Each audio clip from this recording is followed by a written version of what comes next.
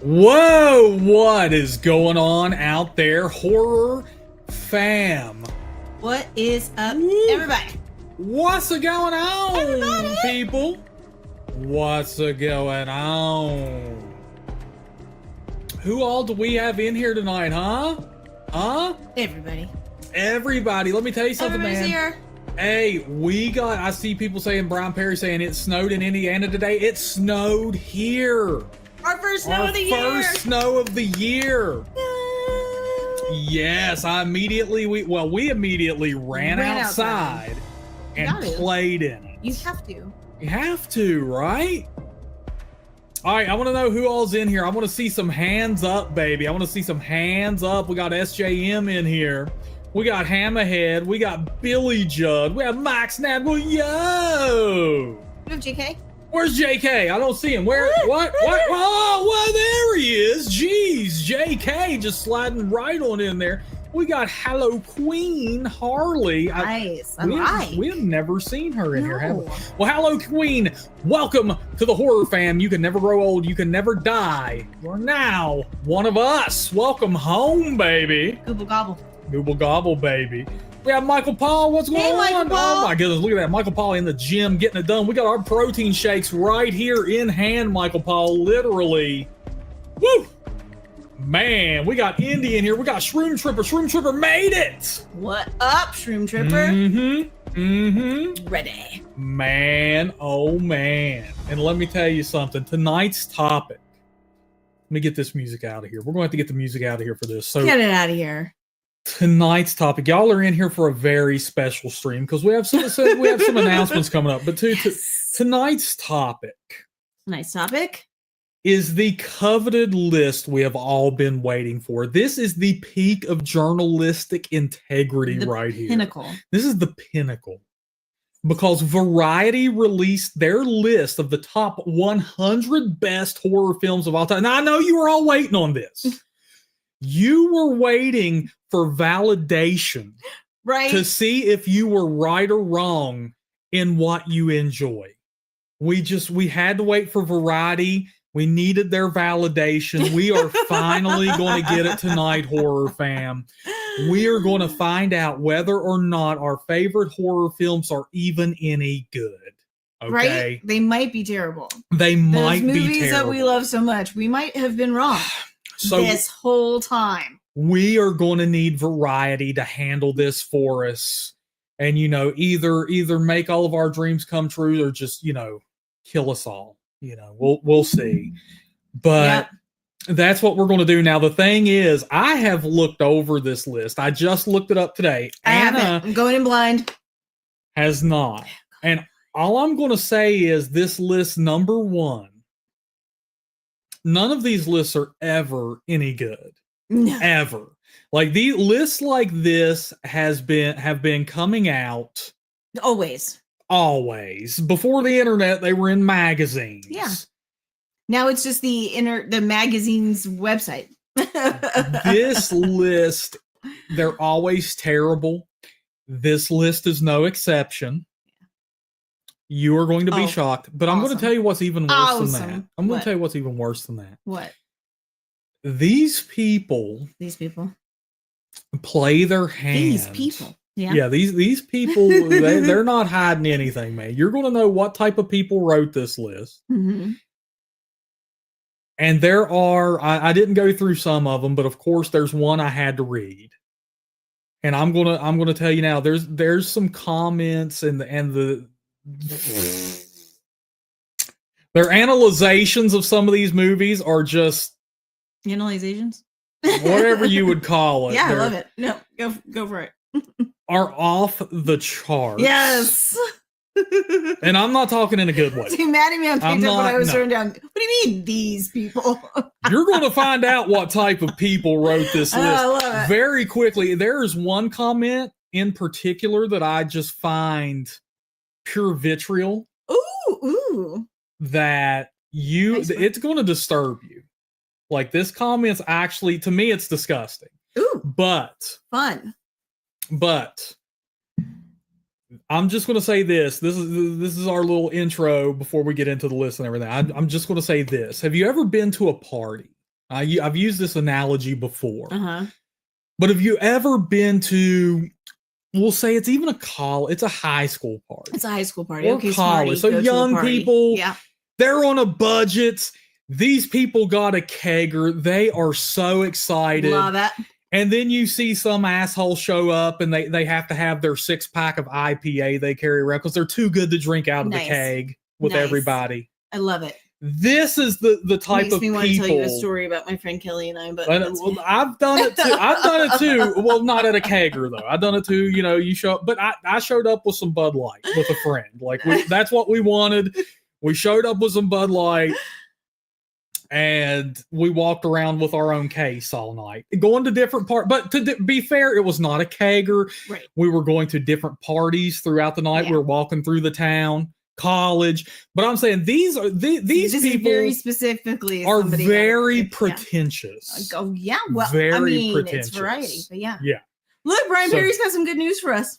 Brian Perry has some good news. He says, Stephen A., good news. My arm stopped shaking due to the meds I took for bipolar, and I see my doctor. That is great, BP. I'm glad you guys have got that situated. That is Speaking awesome of arms, I just wanted to show BP. Check out my arm, bro. Yeah, dude. Woo! Ow. Woo! Ow. Yeah. Yeah. I don't remember ever taking anything that was like to something that was specifically a kegger, but keggers were like rarer. Yeah. Too. You know what I mean? It was like hard to come by a keg. I remember, so Kelly, who was my bestie when we were seniors in high school, her older brothers bought a keg for my 18th birthday. Mm-hmm. So like I had a kegger. But Kelly and I, now picture it's the late 90s. Mm-hmm. So we're in like Dickies. Mm-hmm. You know, we were those chicks. We were those like heavy metal, you know, in the new metal era. Mm-hmm. And we would, when we were getting ready to go to a party, we would buy 40s of Heineken. Nice. And Swisher Sweets. Nice. And we would be those people at the party. Wow. Heineken.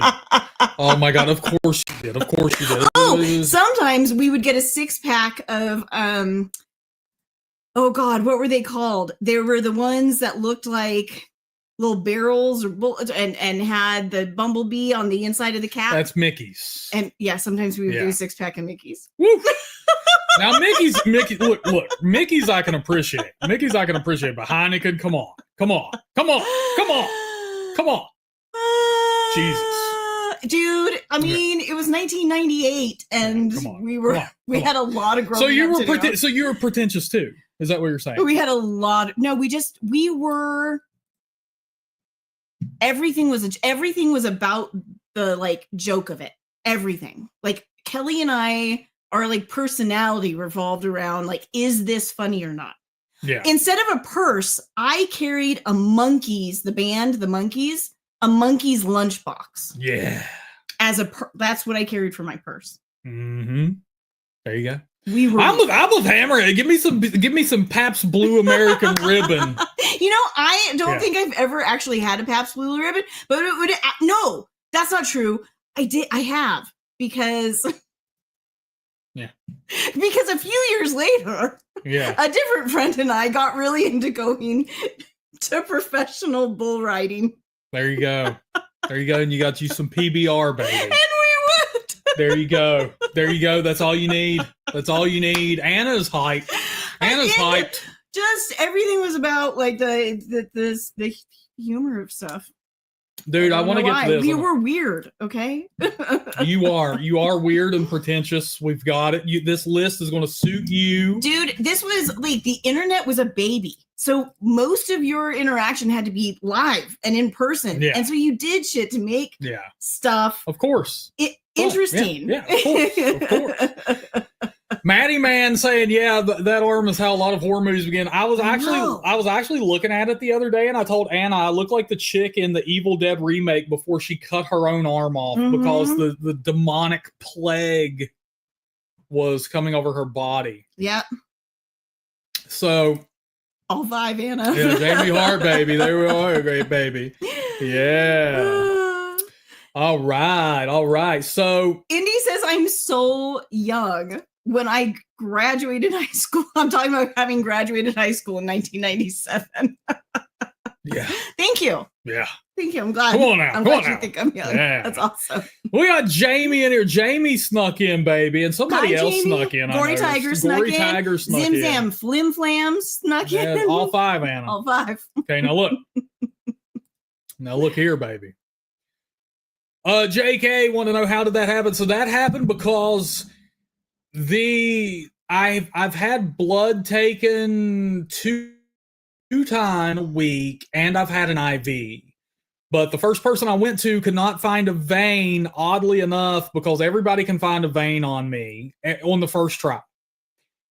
So she dug, and then ended up going into my other arm and then my hand. And then you combine that with also when I had my blood draw the other day, yesterday, they took it out of the same arm.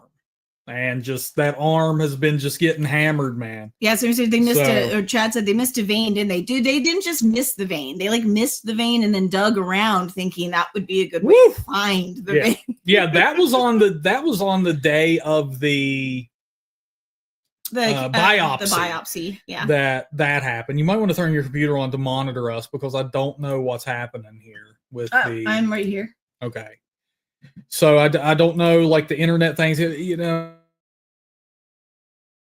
StreamYard, you don't have to.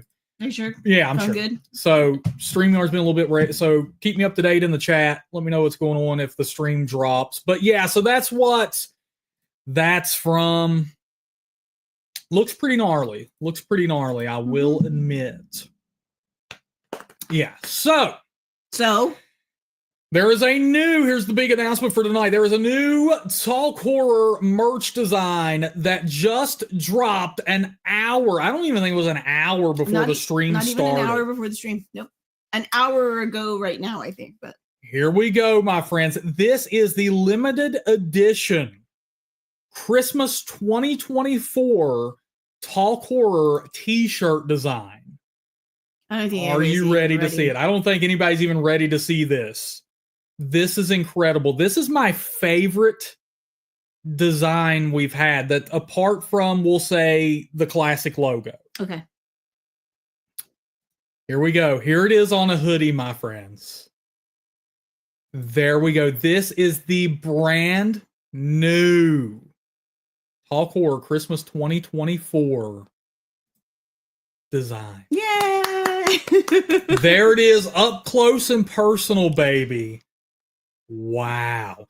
Now listen, the link to this is in the description below. It is at a discounted price right now of only $16 for the t-shirt version. As you can see, there's a hoodie version as well. That's a little more expensive, but it is at a big discount for the next 48 hours. Yeah, they're on sale right now.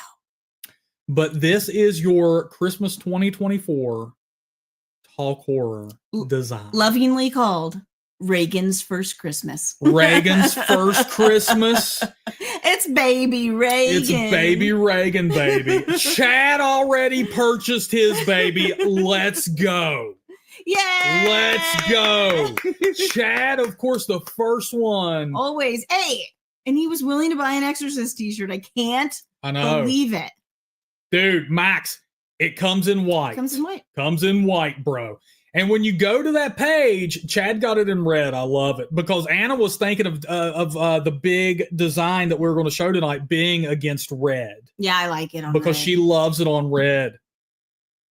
But this is the design. If you scroll down when you get to the page, once again, link in the description below. If you scroll down that page, you will find a link to the hoodie version. I'm, of course, getting a hoodie because we got our first snow today. Yeah.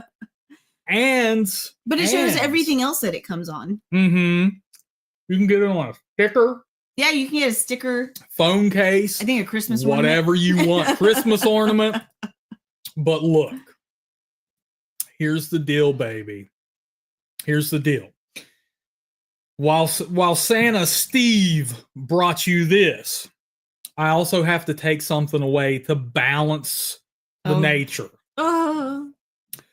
So I am removing the Halloween 2023 design and the Christmas 2023 design. If you want those designs, pick them up right now. December 1st, they are gone. I'm getting rid of them because they are limited edition. So if you don't have, you're not getting one. December 1st, those go away. Oh. Right? There we go, baby. Max, I'll make a white one red just for you, Anna, and I'll send it. Send us those pictures, Max. We got to see it, baby. Of course, he's a wrestler. I love it. Oh, yeah, the House of Hardcore, gotta baby. See it. Gotta see it. Oh, Chad, we got to know what you're working on. Indie Horror Talk joining us from X. What's going on, brother man? What's up, Indie Horror Talk? There we go, man. Woo! Come on, Jamie. We love the snow. Come on now. Come on. Don't be a snow hater.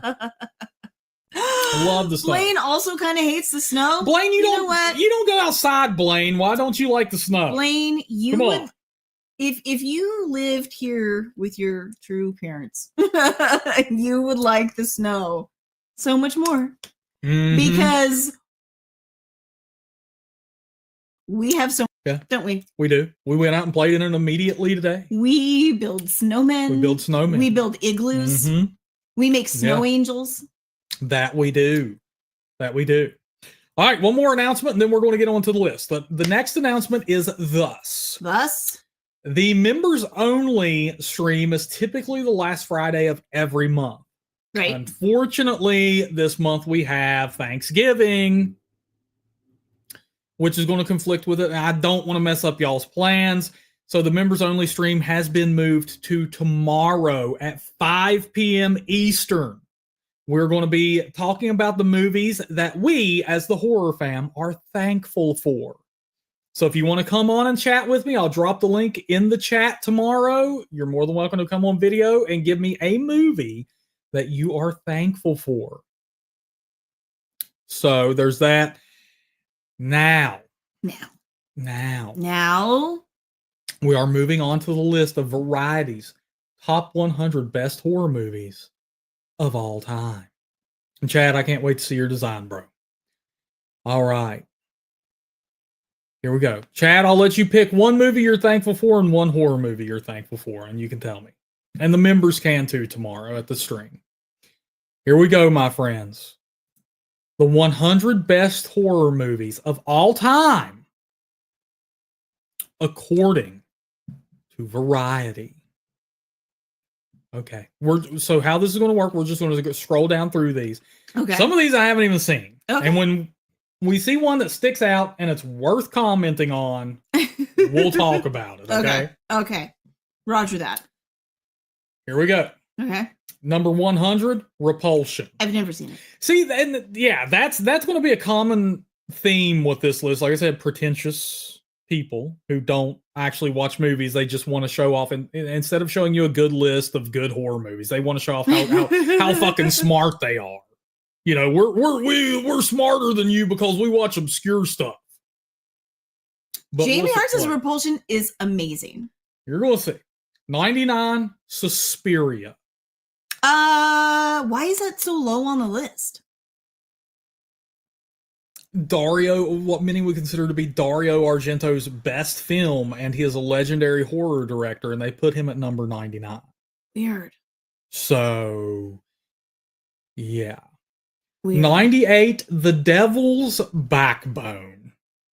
From 2001? From 2001, my friend. I can look at this picture they included for this article and tell you. You know what's interesting? That does not belong anywhere near you gotta remember, this is a top 100 horror movies of all time. The interesting thing is I really like Guillermo del Toro. And I've never even heard of this one. Right. Hasn't seen it, don't remember it. It's like they knew they had to put him on the list, but they didn't want to name his popular movies. they had to put him on the list, and they didn't want to watch any of his movies. They didn't want to name one of his popular ones and not, you know what I mean? Yeah. 97, The Haunting. Okay. Maybe. Yeah. Probably not. 96, Invasion of the Body Snatchers, 1978. Very good movie. Top 100 of all time? Probably.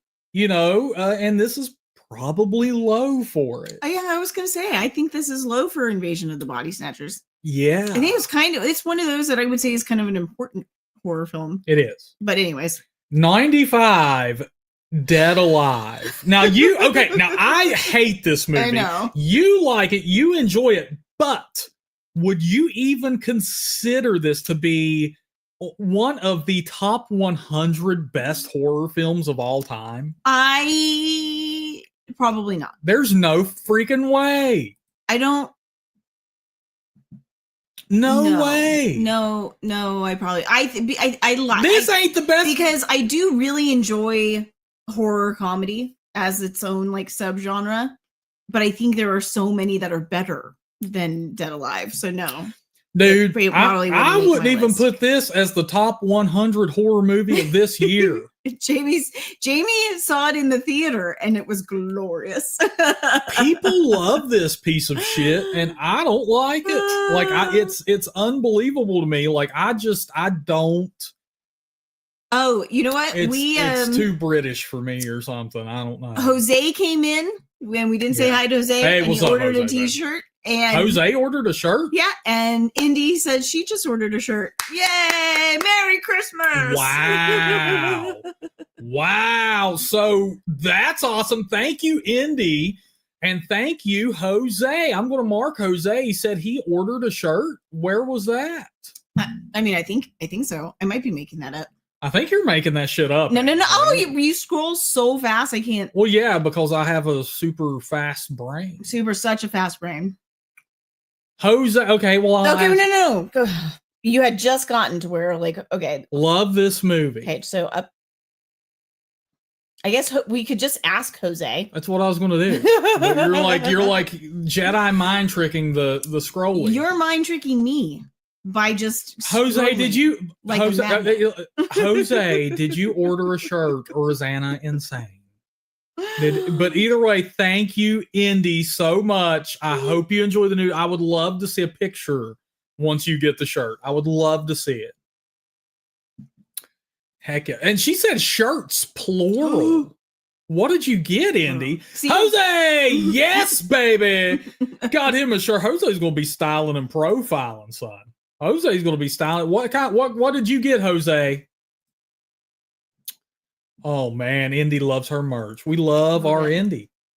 All right. So, Brain Dead, absolutely not. Vintage tea. Absolutely not in the top 100 of horror movies of all time. There's no way. Max Knapp wants horror act out tonight. I love you, Max. I love you.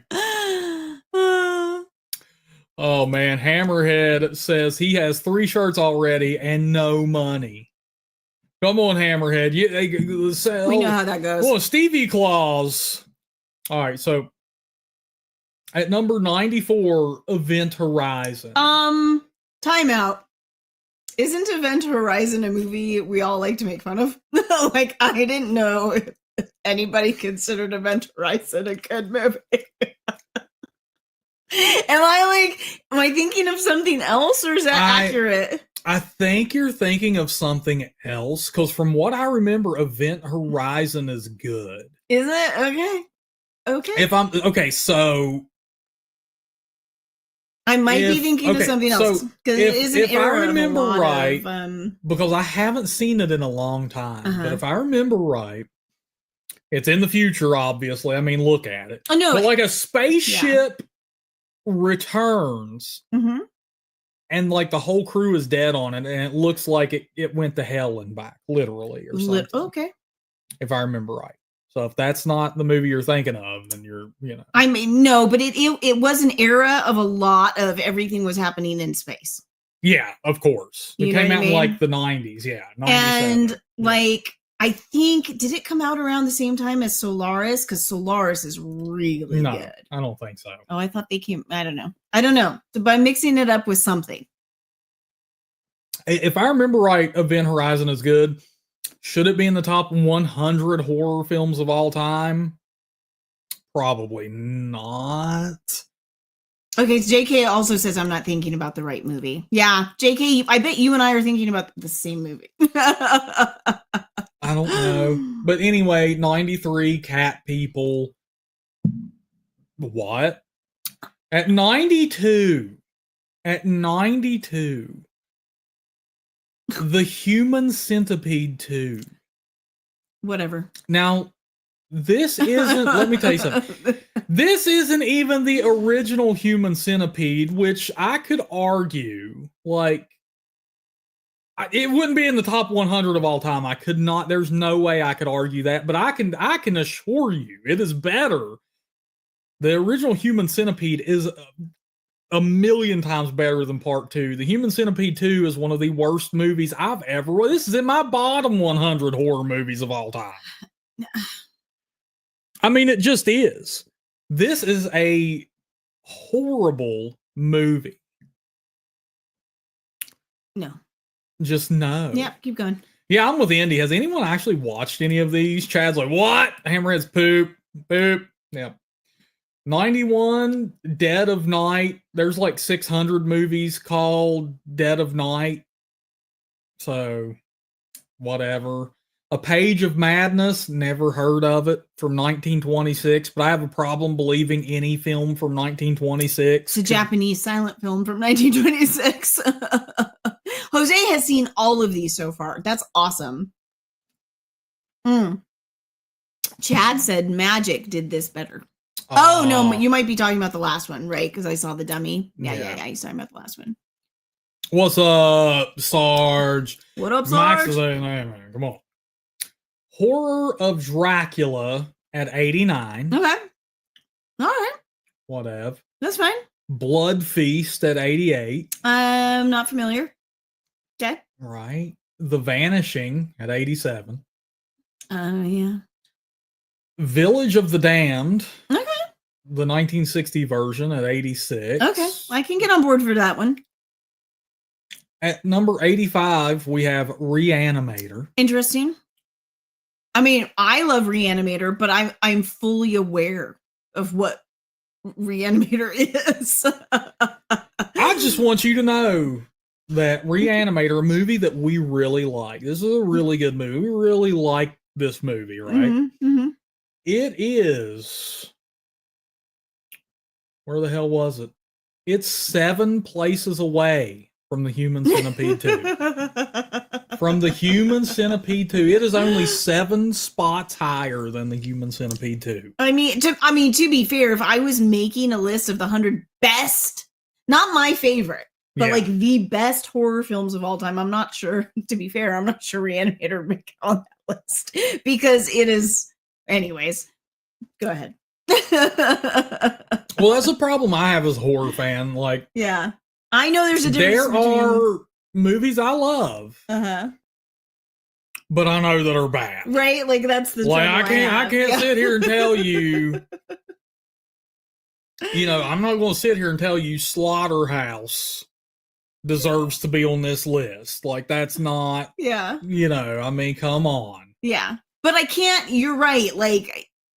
I mean, absolutely. If the Human Centipede is going to get on this list, then Reanimator better damn well be on this list because it's way better than that. It better be. But it's way better than that. Like, it's, yeah. Good God, Jamie. How do you have any money? That's awesome, Jamie. Jamie owns a theater. Okay. 84 Dead Ringers. No. That's a really strange movie. It's a movie. It's a good movie. I would watch it again. Is it in the top 100 best horror films? No. You know, the trouble I have with certain movies, and I'm sure it's going to be certain movies on this list or whatever, is it's like this isn't a horror film until like the last 5 minutes of the movie. You know what I mean? Yeah. Like it just, but anyways. 83, The Little Shop of Horrors. Yes. 1960. Yes. Little shop. 82, What Lies Beneath. Huh. That's the best we can say, but Oh, well, okay. Okay. Certainly not the worst thing they've included on this list. No, that's fine. That's 81, The Wolfman. okay. I mean, yeah, that seems, considering we haven't come across any of the other Universal classics, this seems like low on the list. Whatever. But who knows? I mean, you've never seen it. I've never seen it. I just, whatever, man. Number 80, House of Wax. All right, sweet. I dig it. I don't know if I not. You don't like the original House of Wax? It not as the top 100, but I mean, dude, there's so many. I think there's way better Vincent Price films, but I'm Correct. hoping a lot of them are later on the list. Yeah. You know? Yeah. Yeah. Number 79, The Omen. Very what? low. That's surprisingly All low. jokes aside, Chad, this is, that's ridiculous. Like that's, wow. Yeah. Wow. That's Your Chad is so pissed.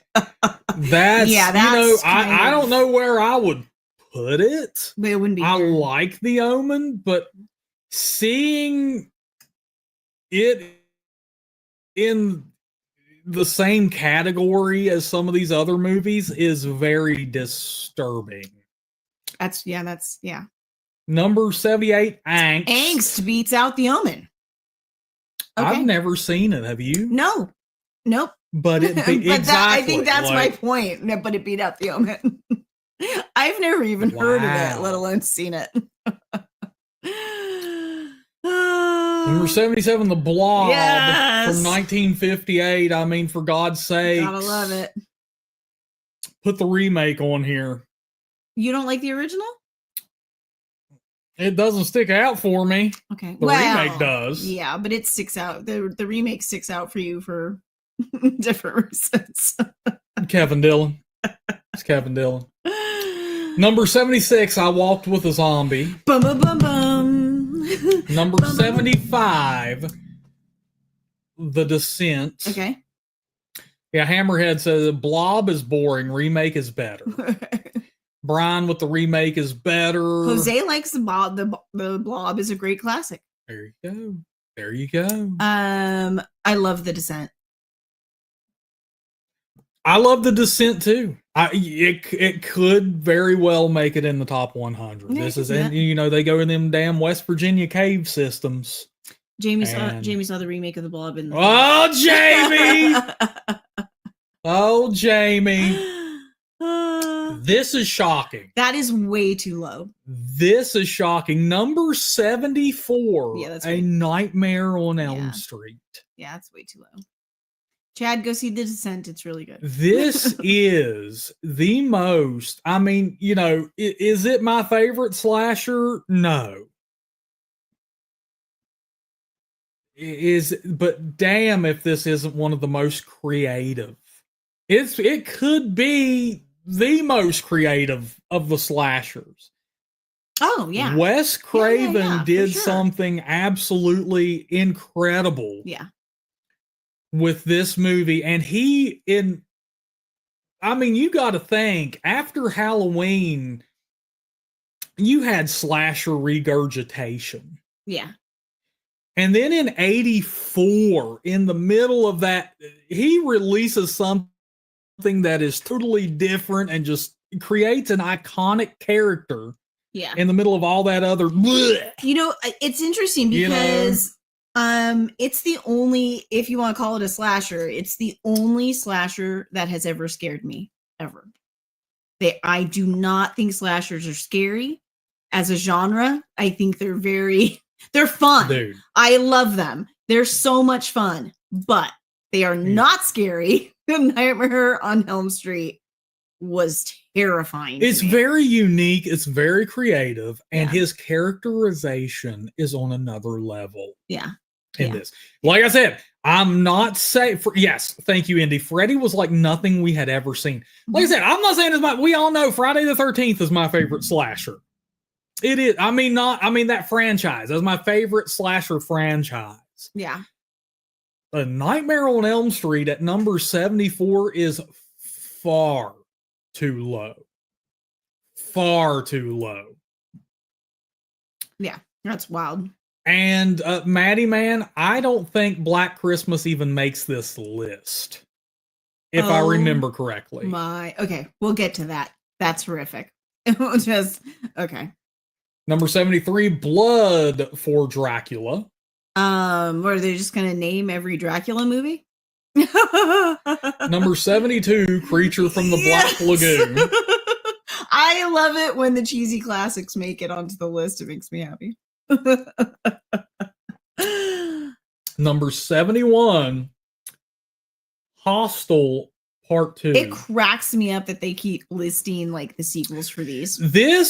So according to them, Hostel Part 2 is better than A Nightmare on Elm Street. Yeah. And not only that, but I'm going to tell you something, because Hostel Part 2 isn't even the best fucking Hostel.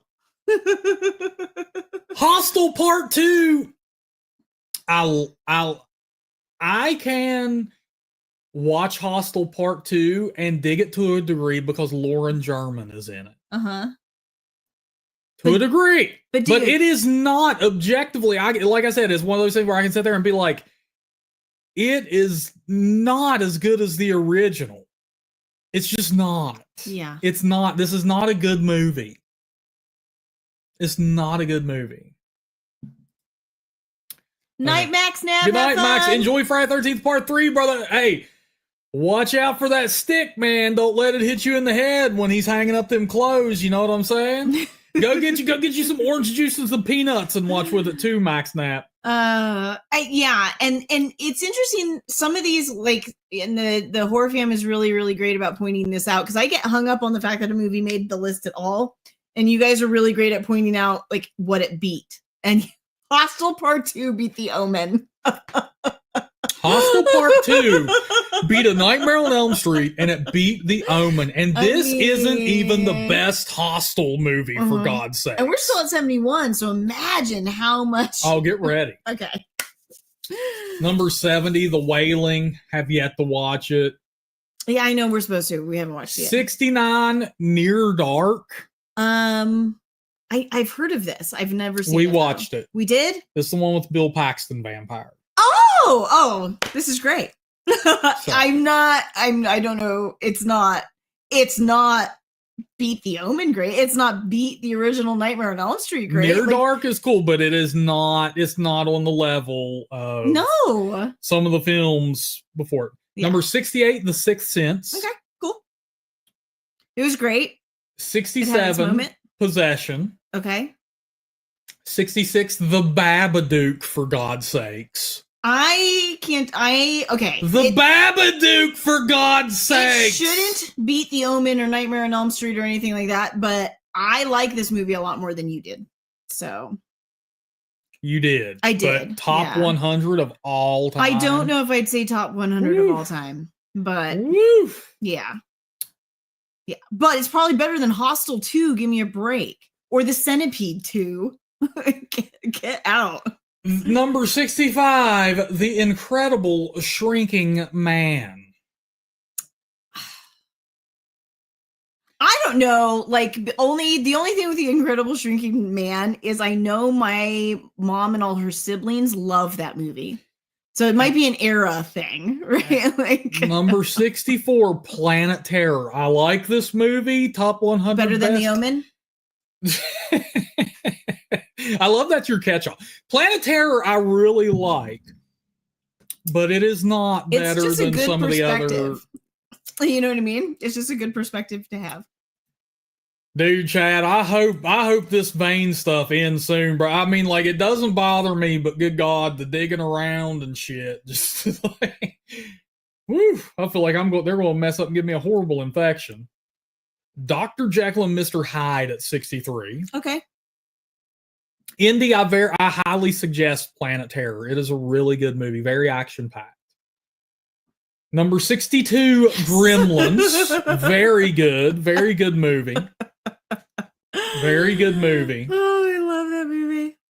Number 61, Candyman. Very good movie. Yeah. And and I had never seen this before. Steven just finally showed it to me over this last 31 days of Halloween. Mm-hmm.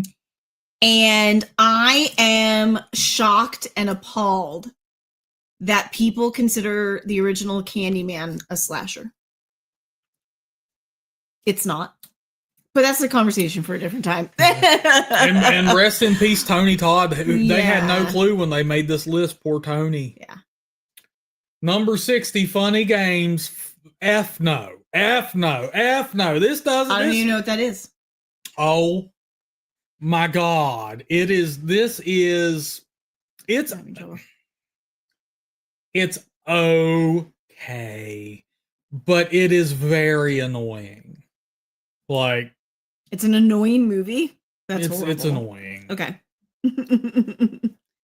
Number 59, Whatever Happened to Baby Jane? No. Yes. No. I love Whatever Happened to Baby Jane. Boring. Okay. Boring. 58, Raw. Never heard of it. No.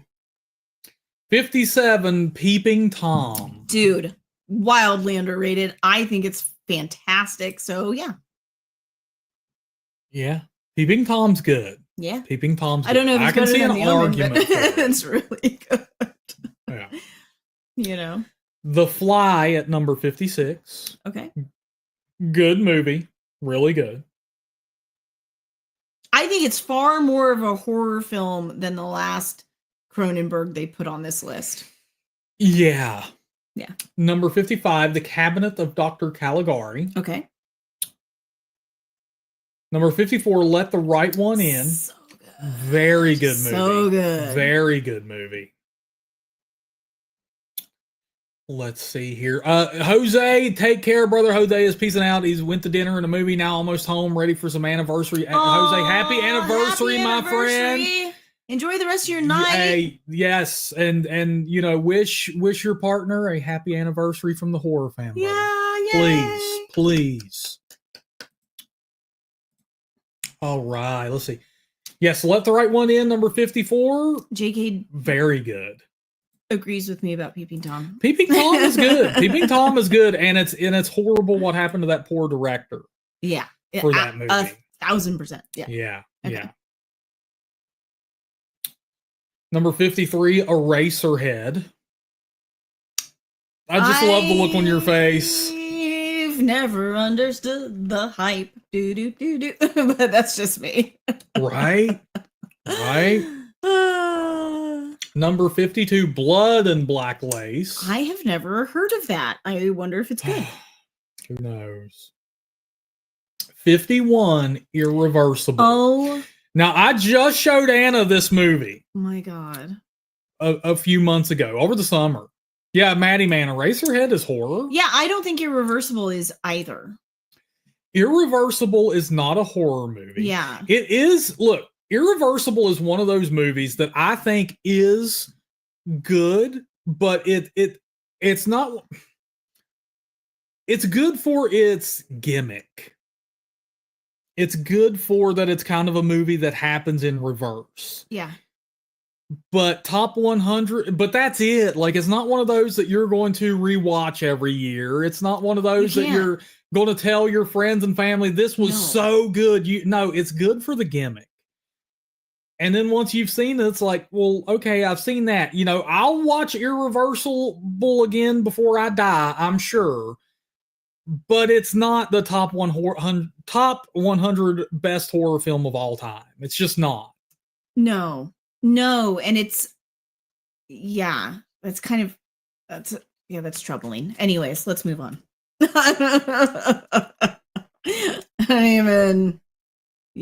Yeah. So number 50, Oni Baba. Heard of it, never seen it. Same. Yes, that is Monica Bellucci. Number 49, The Witch. Love it. Like that movie. I love it. Yes.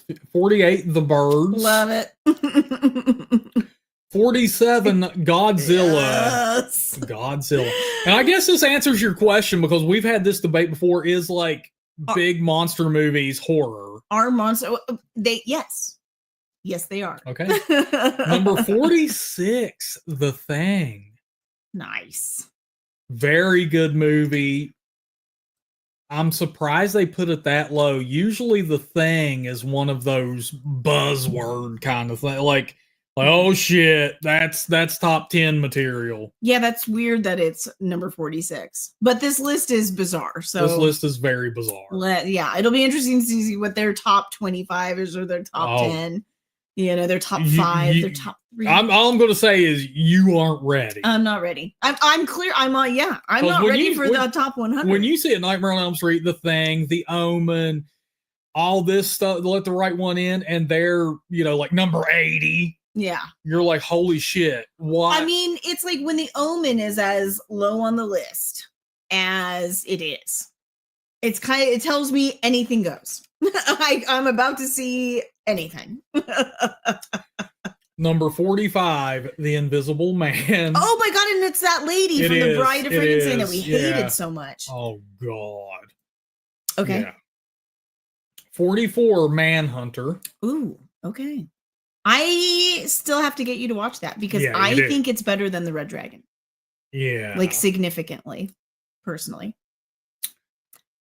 Yeah. Number 43, Vampire from 1932. Okay.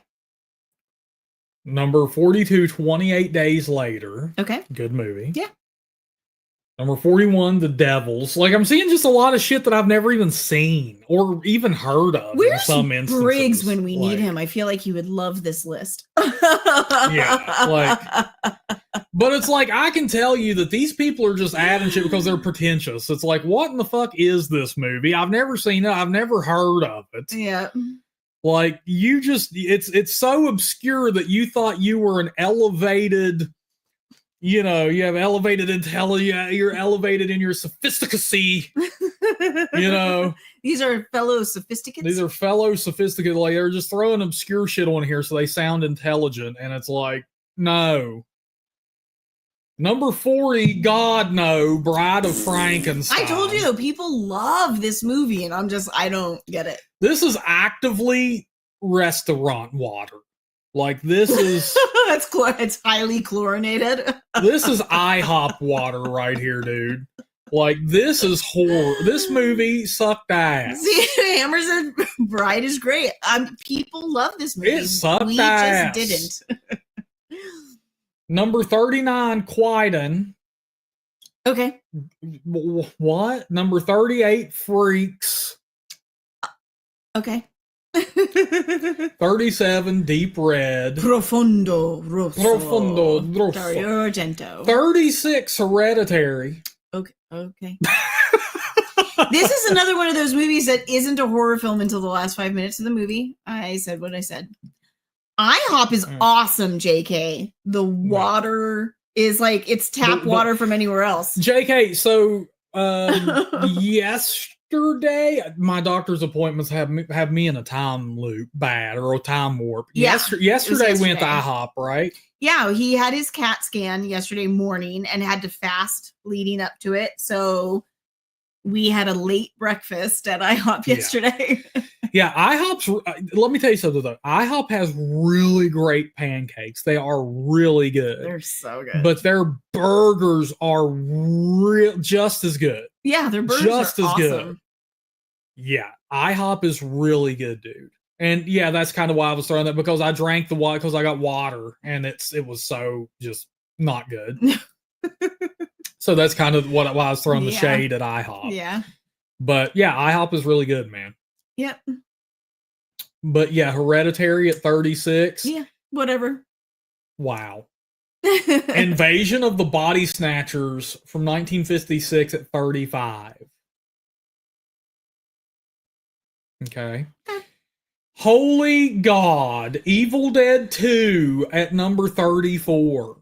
Now let me tell you something. Evil Dead 2 at number 34 is not only nowhere near as good as the original Evil Dead, this isn't even the best sequel in the damn franchise.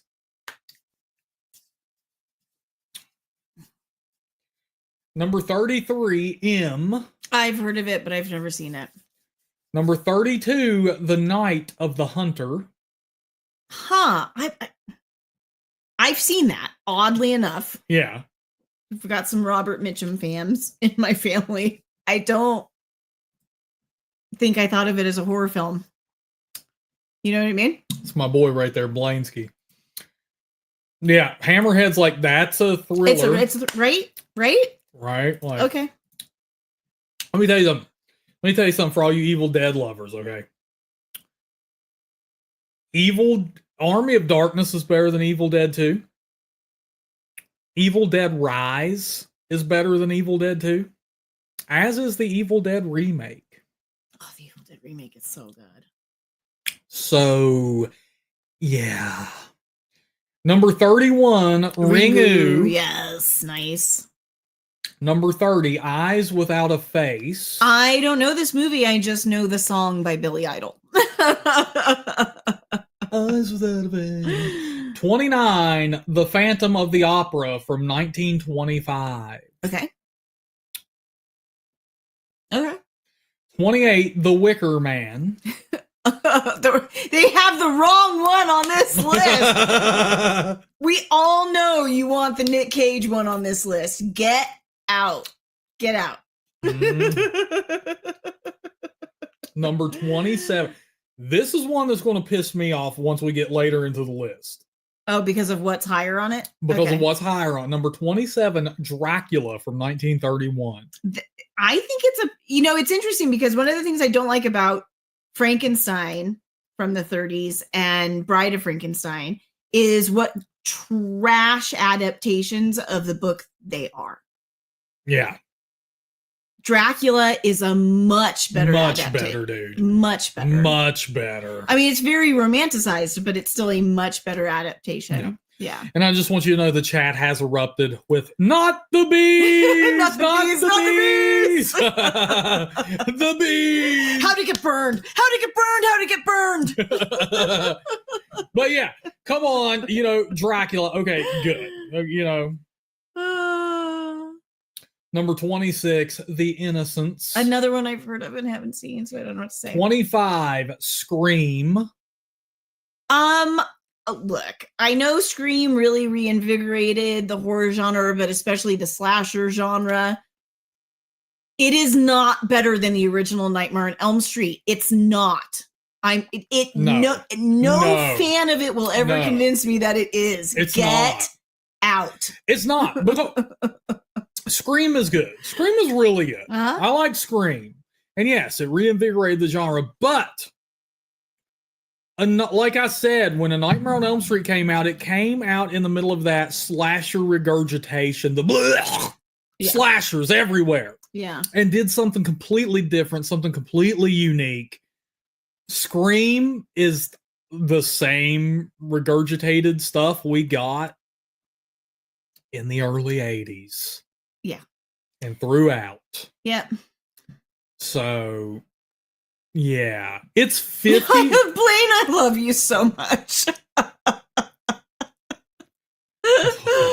Maddie, man, it's 50 places higher than Elm Street. I mean, that to me, it says it all. It's like, what a joke. That's a joke. What a joke. That's a joke. What a joke, dude. Okay, let's see. Number 24, The Blair Witch Project. Huh. No way. There's no way This is in the top one. I mean, there is no way this is better than A Nightmare on Elm Street. There's no way it's better than The Omen. There's no way it's better than The Thing. No. Than The Fly. No. And of course, I'm talking about Cronenberg's The Fly. But yes, I know. But look, this movie doesn't even belong in the top 100 best horror films of all time. It just doesn't. I can appreciate it now more than I could when it came out. When it came out, I actively hated this movie. Really? I can appreciate it more for what it. Yeah, I don't think I knew that you hated this movie when it first came out. Wow. It was bad. Wow. Okay. But now I can appreciate it more for what it's for. Now I can turn it on and watch it, and I'm like, okay.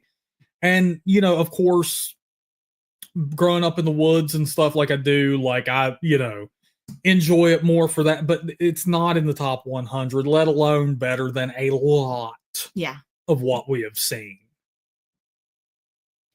Number 23, Dawn of the Dead from 1978. No. Just no. Okay. Number 22, Carnival of Souls. Huh. Number 21, Black Sunday. Okay, I like Black Sunday.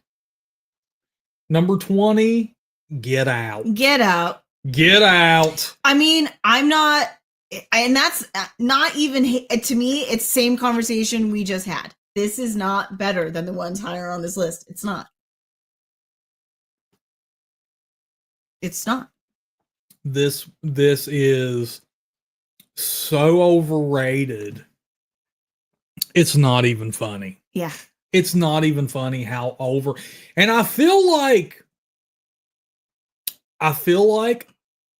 it is only rated as high as it is because, and we only still talk about this because critics tell you that you should. Yeah. Because like you're not going to meet any normal person who's like, man, Get Out is one of my best favorite horror films of all time. Like you never have I ever.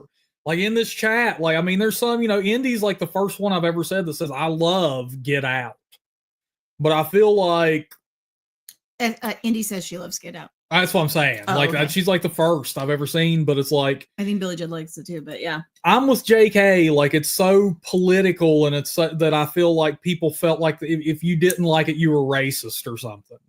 No, I liked it, but I feel the way Indy did. It was a thriller. But look, yeah, I liked it. It was decent. It was like a 6 or a 7 for me. But is it top 100? Let alone number 20? Right. Hell There no. are so many movies on this list that are so much better. Yeah, and yeah, Maddie Man says this movie is rated higher than The Godfather on Rotten Tomatoes.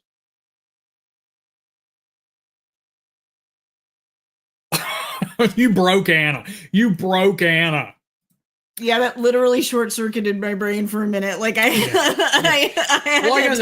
to like reboot. Yeah. Like I said, like I liked it. It's like a 6 or a 7 out of 10 for me. 3 out of 5 if you're one of those people. Yeah. But definitely not in the top 100. Yeah. Very overrated. Weird. But don't worry, we still have more to go. Yeah. Number 19, The Mummy from 1932. Cool.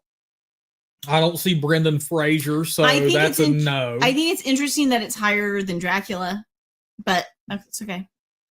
Number 18, The Shining. How is that not top 10? Oh, you're going to find out. Okay. Oh, you're going to find out. Okay. The Brendan Fraser Mummy movie is better. I'm with you, Billy Judd. I think so too. It's even less of a horror film than this one is, but it's. Get ready, dude. Okay. All right. Let's do it. Number 17, Diabolic. Yep. Number 16, Halloween. Wow. Okay. Now, no, I won't get into, but that's fine. But that's fine. Look at what. Good night, Blaine. But you got to think they are saying This is only 4 spots better. This is just a hair better than Get Out. Just a hair.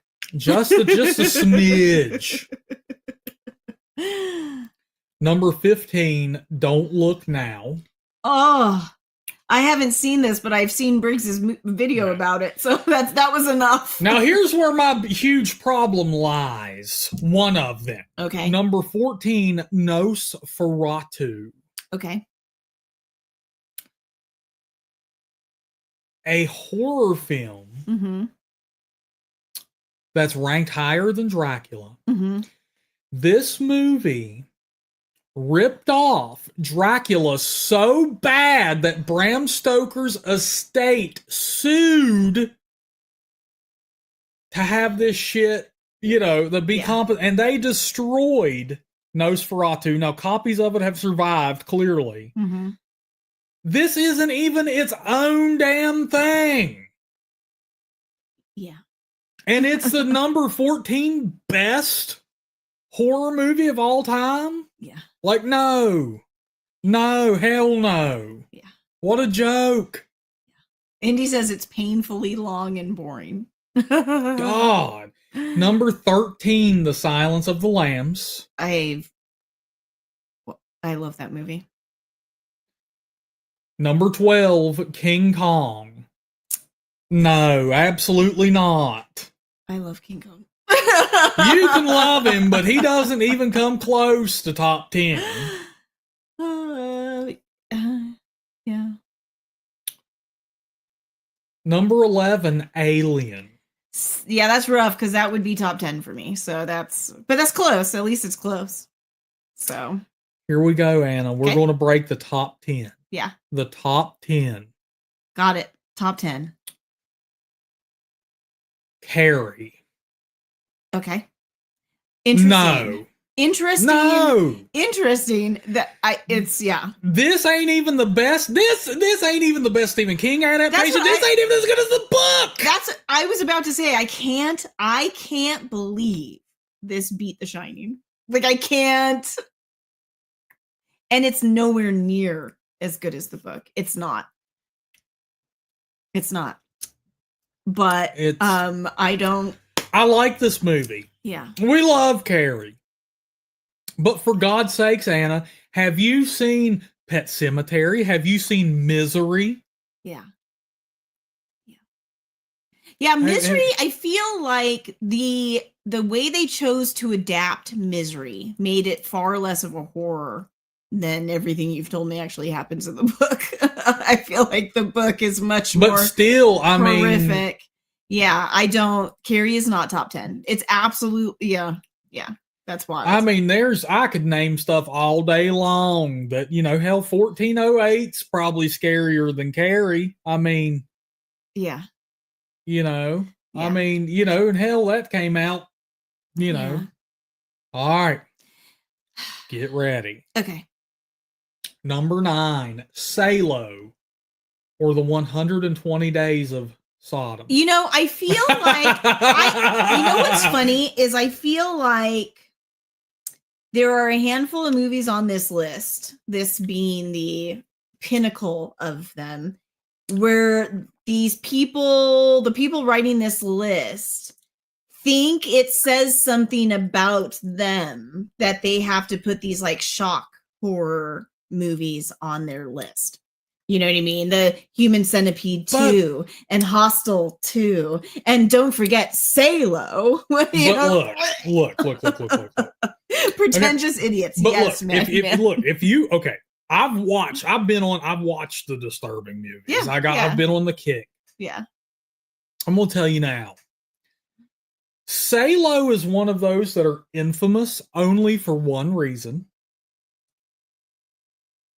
And it's not a good reason. It's not a good reason. But this movie is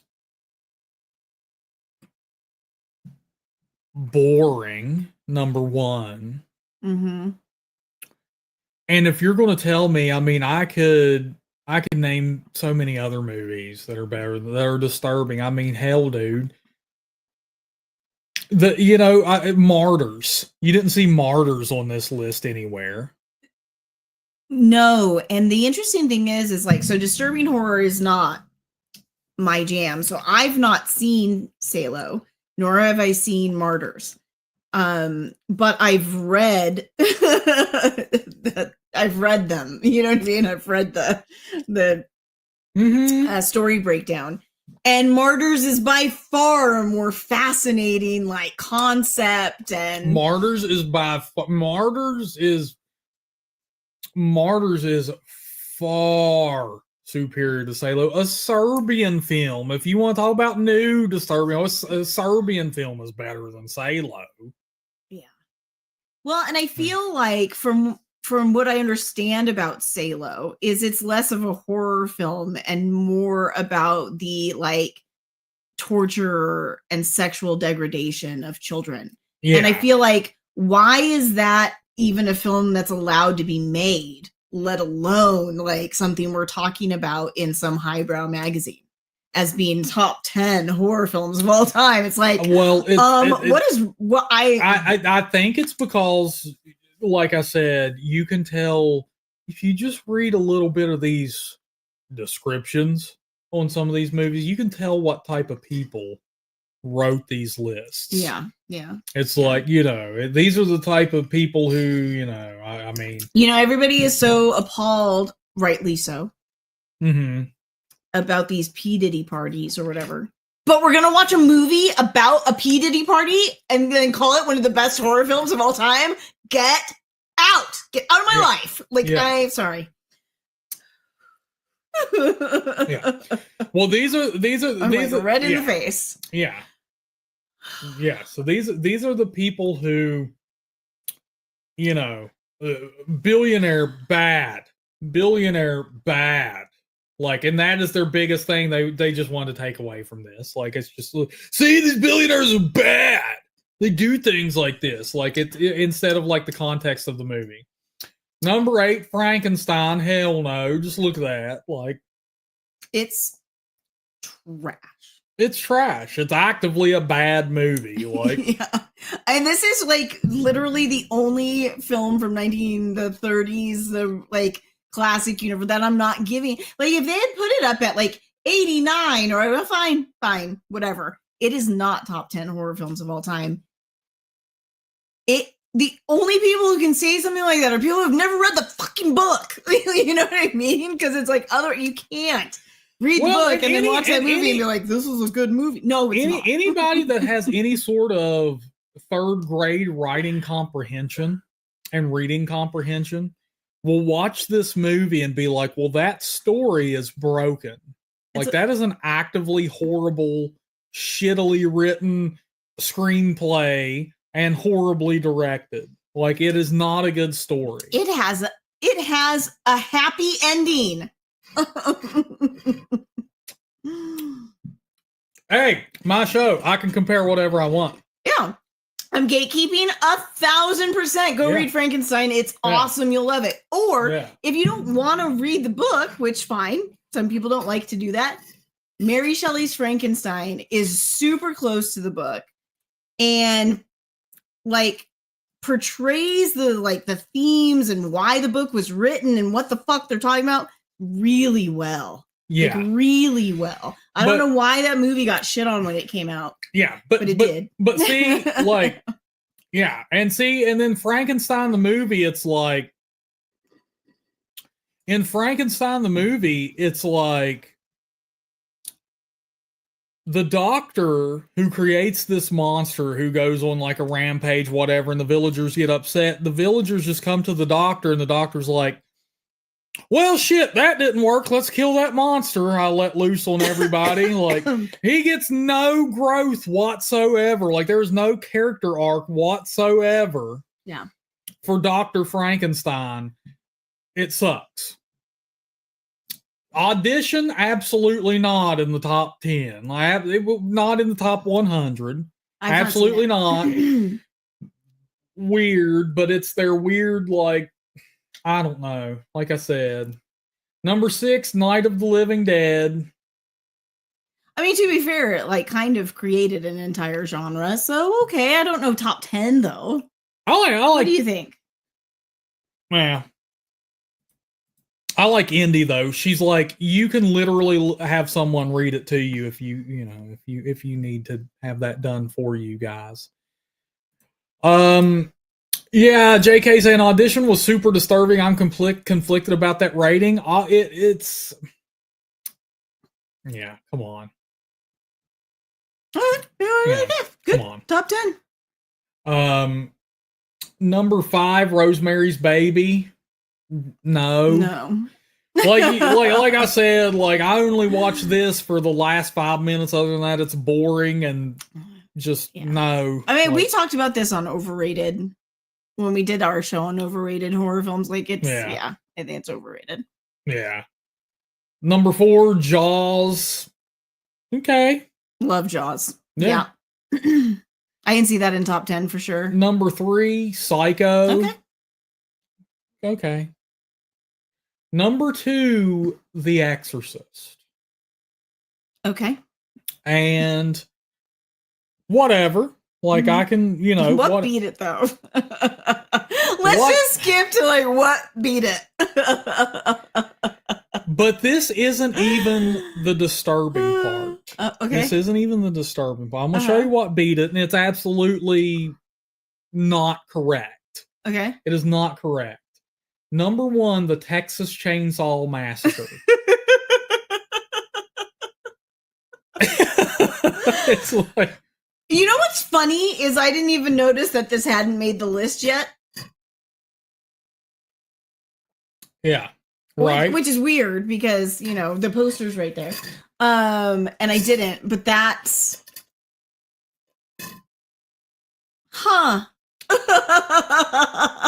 Yeah.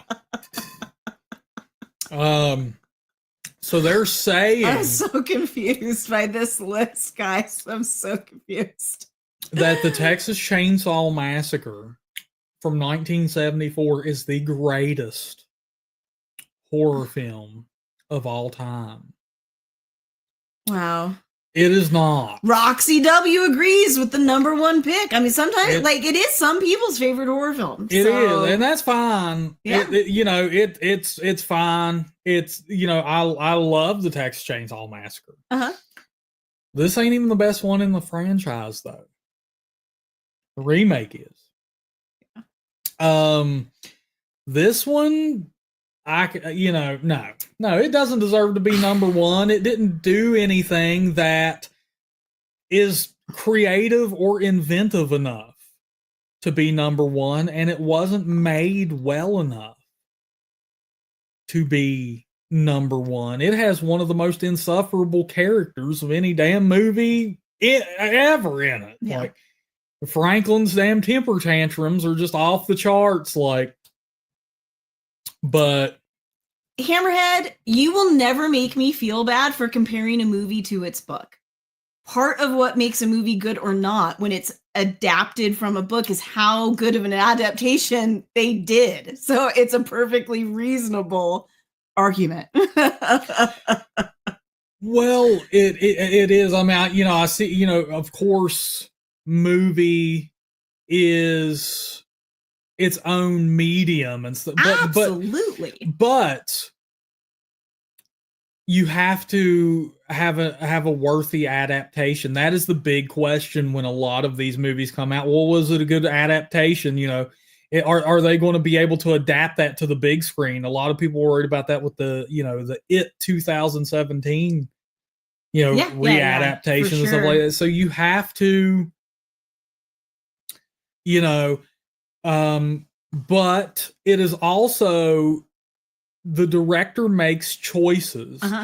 So the director changes the story. He can do whatever he wants. And it's like, sometimes, yes, the book is better than the movie and vice versa, Sometimes the movie's better than the book. Exactly. That's what I'm saying. So that's what I'm saying. If you want to experience the better telling of Dracula, or not Dracula, but Frankenstein, then you're going to have to pick up a book. Or watch Mary Shelley's Frankenstein. Or watch Mary Shelley's It's a much better retelling of that story, like for sure. Interestingly enough, I think Reanimator is a better retelling of Frankenstein than Frankenstein. Yeah. So Chad says, if you want an adaptation that's close to, we are not saying an adaptation that is close to the book. We are saying the book is the superior form of that particular media. We're not saying that it, you know what I'm saying? Yeah, it's like I obviously, like, you guys have picked on the fact that I'm like an avid reader. Yeah. But some of my favorite films of all time are book adaptations, like are adapted from books. Like and if it's done well and done right, like, then you can read the book or watch the movie and get the same lesson, get the same vibe. Maybe you're just I love the way this story feels. I love the way this story comes together or whatever. And like, if it's been adapted well, you'll get the same like vibe from this, from reading the book as to the movie. But when you lose, like, no one can argue that Mary Shelley she was kind of like, she wrote like a Twilight Zone episode. You know what I mean? Like, she had a reason for telling that story. It wasn't just to scare you. You know what I mean? And so, and I think the adaptation from 1932, like, lost her reason for telling the story completely. And so to me, it's like, that's where it's like, well, okay, you can watch the movie, but it's not the same story. It's not this. So call it something else, or whatever, because it's not the same story. Yeah. And I think, and we're talking about the books versus like the movie adaptations and stuff like that. Yeah. I like the Exorcist movie better than I do the book. I appreciate and I love the book, and I love that that's where it came in. And there's things that I like in the book that but it had no place in the movie. The book, you can, has a little more meat to it. Like, they can explore these and it fits within the stories. But I understand when it comes to adapting that to a teleplay, that you have to sacrifice some things, and some things aren't going to come through well in picture. Yeah. No, they're two completely different art forms. So, like, I'm not saying like something has to like follow the book exactly. This scene and this scene and this scene, they all happen exactly the same. No. So absolutely not. Yeah. So I think you guys have just picked up on something that wasn't there. Yeah. All we said was, this ranking, in our opinion, does not deserve to be rated there. The book is better if you want a better version of that story. It is no difference at all. Don't look at it. Y'all are confusing it. You're getting confused.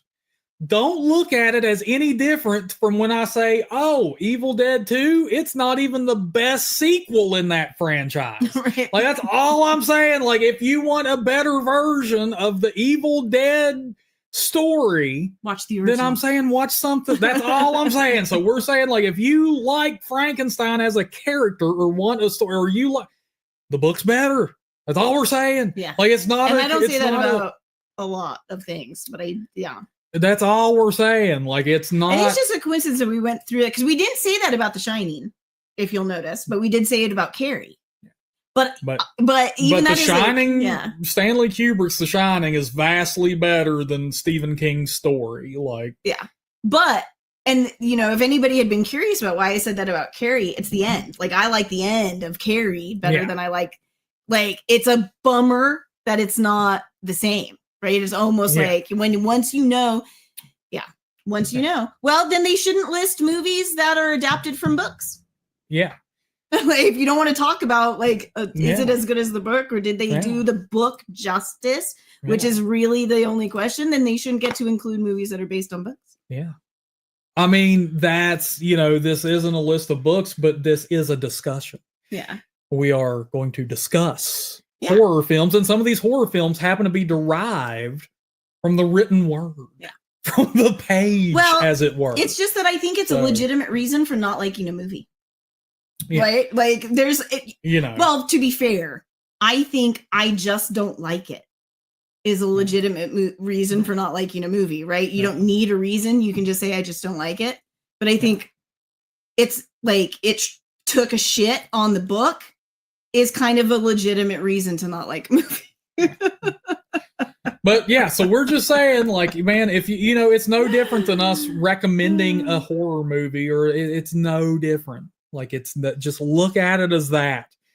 If you love horror, and if you are here, so I imagine you love horror, we are just saying you might also like this. That's it. You know, fuck me for recommending a book. I'm sorry I have offended you. You know, so.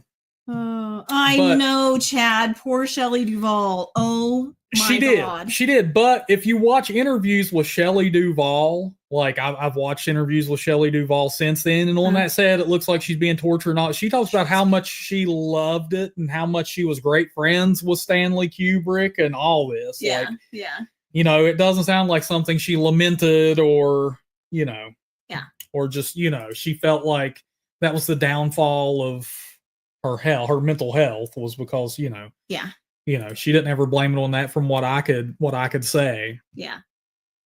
So now here is where I said there is a comment that I just think is horrible. Oh no. Okay. That I think is horrible. We love you too, Indy. Yeah, we love you, Indy. Heck yeah, man.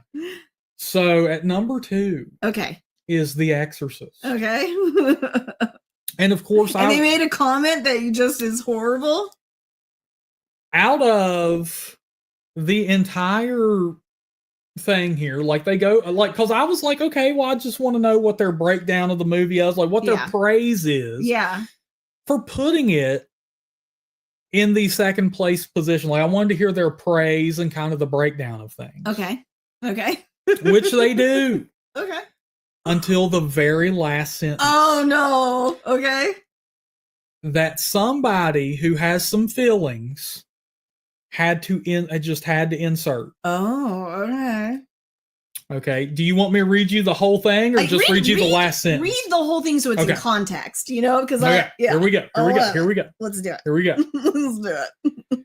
Before director William Friedkin got his hands on William Peter Blatty's novel, on-screen possession was little more than a parlor trick, glorified hypnosis, where a suggestible victim's eyes glazed over and they did the bidding of someone else. Blatty tapped into something far more ancient, a phenomenon that even religious experts struggled to explain. Half a century later, Friedkin's reportedly faint-inducing classic remains so compelling because everyone involved commits to the realism of demonic possession. Yeah. As Linda Blair's Reagan slides ever deeper toward the dark side, Ellen Burstyn channels the parental panic of not knowing what's wrong with your child. Her unflinching commitment to rational explanations,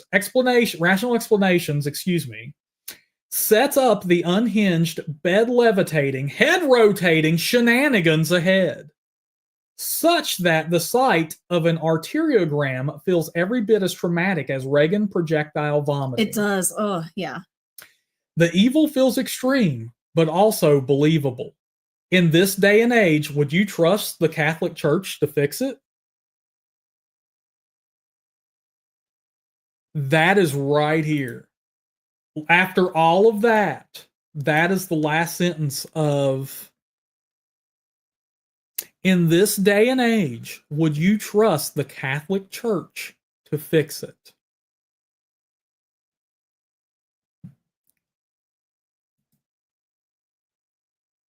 I just want you to think about that. This is the second time tonight where this list has like short-circuited my brain. So that is That's some feelings right there. That is some feelings. That is, you know, but because you know, the interesting thing about it is it's somebody with some feelings. Yeah. Who has no respect for the movie. Well, no. Yes, but also more importantly, no respect for the feelings of anybody reading this list. Yeah. It's kind of a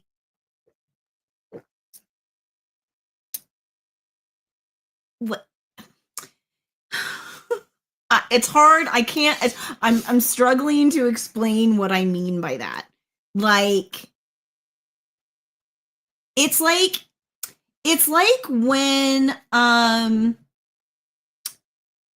victims aren't real to the person who wrote that. Does that make sense? You know, do you know what I mean? Yeah. Like they've heard that the Catholic Church has had some issues, right? As opposed to knowing that those victims are fucking real. And therefore, I'm not going to make a little dig, a little joke, like it's kind of funny, right? Like and it's not only that, but number one, this is in a analyzation, a breakdown, a critiquing of what they consider one of the greatest horror films of all time. Yeah. And they toss that in there at the very end. And I'm going to tell you something. We are not members of the Catholic Church. I don't know if I'm a member of I'm not a member of anything. Well, but I do know, so I'm not going to sit here and be like, I take that shit personal. I don't. But what upsets me, number one, apart from they are disregarding what they and I consider to be one of the greatest horror films of all time and the plot within. Yeah. Because that's kind of the great thing about the movie. You have different professions coming together and exhausting stuff, and the Catholic Church even gets picked on in the movie by the doctors as some kind of woo-woo shit. Yeah. But it's the only thing that works. It is. And it's twofold. It's like, they just throw that in there, so it's very off-putting. It is. And they leave it there. Yeah. And they are on a medium, an outlet that allows them to do that, which is another upsetting thing. Because number two, I'm like, had that been a different culture or a different belief, they would have never done that.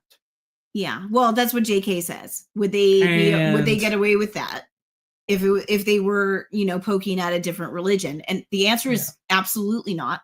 Yeah. But also, and I get what you're saying completely. Yeah. Like it's, they're not giving the film the respect that it deserves being number 2 on the list. Yeah. But absolutely, in my opinion, at least, more importantly, they're not giving victims the respect that they deserve.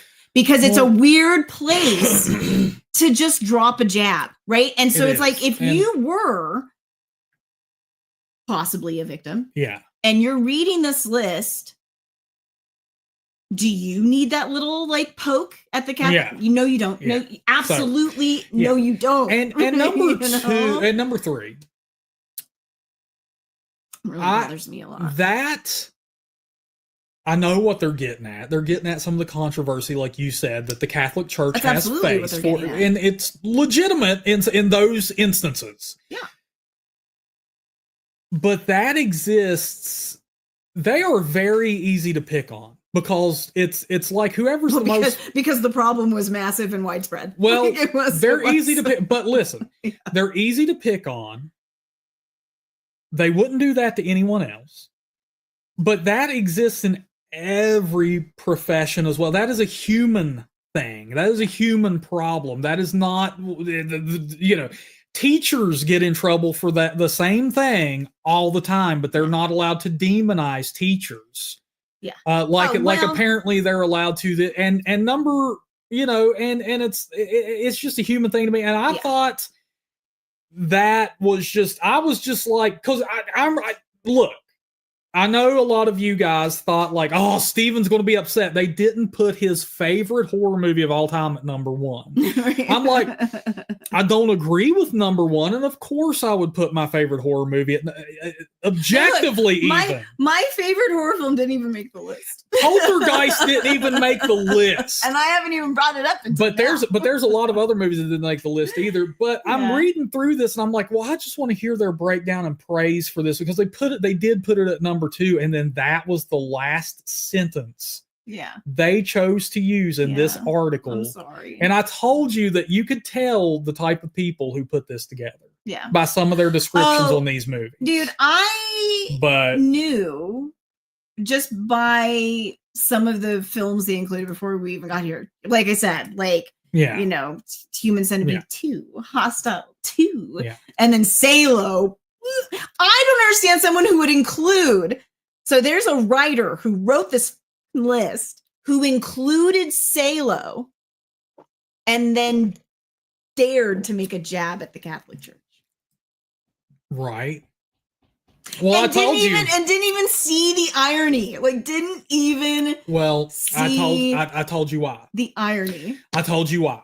Because they're going to include Salo, because they're going to see billionaires are bad, and they secretly do, and they're bad. They're inherently bad. It doesn't make the film not an exploitation film. It fits their agenda or narrative. So just because you're showing it to say you're bad doesn't mean that it's not. Friday the 13th. Yeah, Friday the 13th did not make the list. The Lost Boys did not make the list. Child's Play did not make the list. Not a single entry from the Conjuring franchise made the list. I know. It's actually actively a terrible. Can we all just agree it's actually a terrible list? It's a horrible list. It is a horrible ass list. This list is terrible. But at least your favorite film and Chad's favorite film made the list at all. They did. But you know what else didn't make the list? What? You know, think about that. Like Creepshow didn't make the list. American Werewolf in London. American Werewolf in London. Did any werewolf The Howling? Okay, I think Wolfman is the only werewolf movie that made the list. Yeah, how the hell did Near Dark made it, but not The Lost Boys? And you know, Near Dark is the newest vampire movie that made the list, and it was what, like 80? Let the Right One In. Oh, that's right. Let the Right One In did make it. That's right. Yeah, that's a really good movie. But The Lost Boys is better than Near Dark, significantly. And I liked Near Dark, so I'm not even picking on Near Dark by saying that. But there are oh my goodness, dude. You know, Silver Bullet didn't make the list, which I'm just throwing that out there, like, because you were mentioning werewolf movies that didn't make the list. Silver Bullet. You know, I think we all have a favorite werewolf movie. Yeah. So I'm not saying like, well, mine happens to be American Werewolf in London. So I'm like, I wish that one made the list. But even if The Howling had made the list, I'd feel better. Yeah. Or Silver Bullet, or any of the modern werewolf. If any modern werewolf movie had made the list, I'd be, but not a single, right? Yeah. I love Silver Bullet too, Indy. I mean, it's just this list definitely had a certain. They had some boxes they wanted to check for sure. Return of the Living Dead didn't make the list. I mean, I can see that. Like, I love Return of the Living Dead. But if I was getting really, really serious about making a list, right? You know, like 28 Days Later made the list. Mm-hmm. Night of the Living Dead made the list. Dawn of the Dead. You know what I mean? So it's like, okay. They covered like zombie films. Yeah. Right? Like, now, the most enjoyable for me to watch happens to be Return of the Living Dead. But I'm surprised they dipped their toes that deeply into zombie films and Asian horror films and didn't include Train to Busan. Right? Which I think is better than a lot of. You know what else didn't make it? And it's, because I'm just thinking. Yeah. Hellraiser. Right? Phantasm. None of those made it. Yeah. It's interesting. That's interesting. It is. That's interesting that Candyman made the list, but Hellraiser didn't. Right? Yeah. Yeah. Interview with a Vampire didn't make it. Yeah. There are so many good. I wonder why that could be. Well, I think you're right. I think they I wonder why. They had a lot of boxes to tick. I think so. You know what I mean? And that's interesting. Yeah. Yes. And it's not to discredit some of them, but for God's sakes, the Human Centipede 2. Woo. Well, and they absolutely, I'd be interested in going back through, because the Hammer's Head had mentioned they should have done this by the decade. And it'd be interesting to go back through and pick their list apart and see how many from each decade got on the list. Yeah. And say, like, they leaned very heavily towards 70s and pre.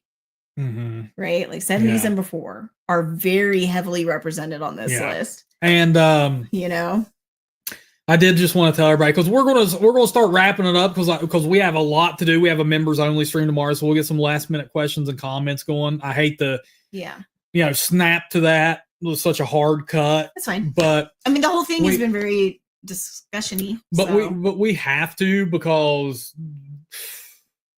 we're, in addition to all of the doctor stuff I've had to do, man, we have to get ready to, deal with some family stuff as well. And, that is what it is. So go ahead and send some question comments over HorrorFam. Anna's still got stuff she's got to do tonight. I got some stuff I got to do. And, I'm also going to get to some things here, because Pinhead, I tried to reach out to our dear HorrorFam member, Pinhead. I made a post, actually, trying to reach out to Pinhead. And then I realized he's not even a channel member anymore. What happened? I don't know. Oh, somebody find Pinhead. I don't know. If he ever comes back and everything's okay, because I know he was like really sick the last time he was here. I'm gonna be like, dude, this is my email. Email me right now. And from there, I'm gonna get his phone number and everything and be like, dude, we love you too much to, because I'm seriously concerned about him, man. Like, there's a lot going on right now for all of us. Yeah. I mean, and not everybody has I can hop on a live stream any minute of the day I want. I can throw up a community post and stay in contact with y'all and keep y'all updated. And of course, on these live stream, I tell y'all, like, this is what's happening to me. Yeah. Somebody like Pinhead and stuff like that, or anyone else, they might, not even know how to contact me or how to contact anyone else. It's like,